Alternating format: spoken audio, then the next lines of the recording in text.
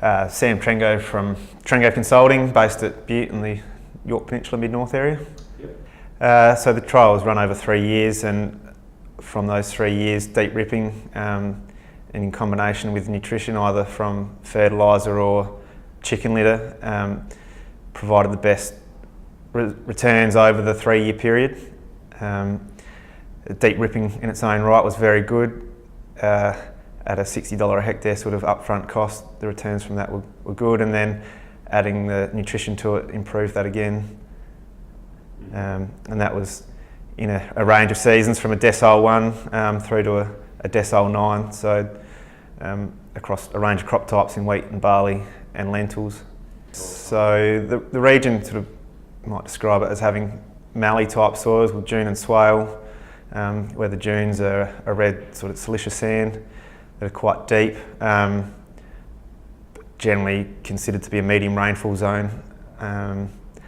So yeah, this site was set up on a sandhill, basically at the crest of the dune and down the slope, and with those treatments of deep ripping and chicken litter and clay imposed in year 1, and then not repeated after that, whereas the fertiliser practice was applied on an annual basis.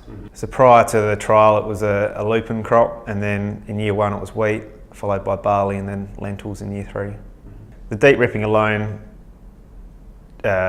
generated the highest return on investment based on being the lowest cost treatment, but in terms of actual returns, the highest marginal returns were delivered from combinations of deep ripping with 5 tonne of chicken litter or fertiliser applications.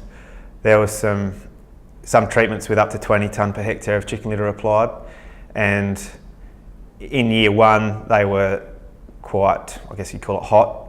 The crop responded quite significantly, but then in the dry season they tapered off in terms of their yield response and were poorer in terms of grain quality.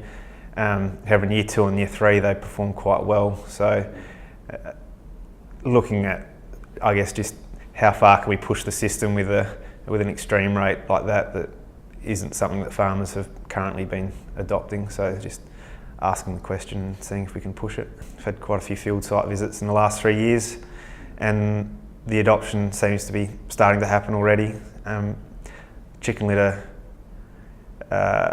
yeah, there's more of that going out. There's a lot of, it's February, March now, and there's a lot of piles out in paddocks ready to be spread for this coming season. The deep ripping is, I guess there's been some that's happened in the past. There's probably going to be a bit of a renewed effort now, I think, by growers in the area. There's also been an increase in spading in the area, targeting particularly problem parts of paddocks with non-wetting sands and overcoming some of those issues. Where the trial was done, you'd call the Northern York Peninsula. In that region, it's been fairly accessible, given the proximity to the Port Wakefield plains and the chicken sheds, the broiler sheds that are there. Having said that, with increasing adoption and interest from growers, seems that the allocation's almost been fully allocated.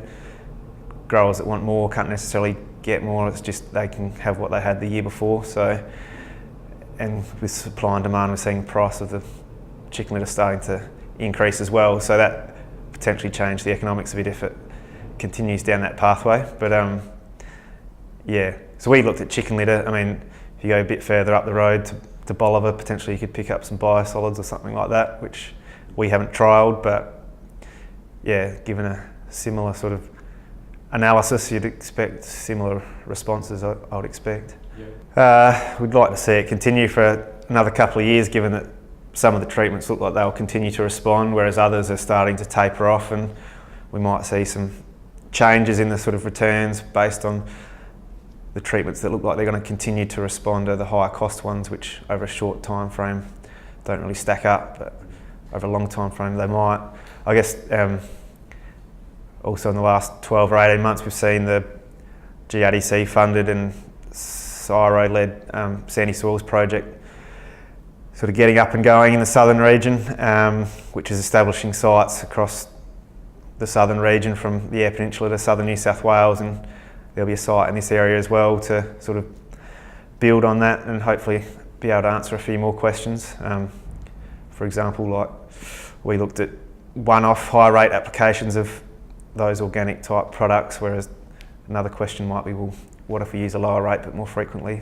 Does that give you the same response, or is it different? So.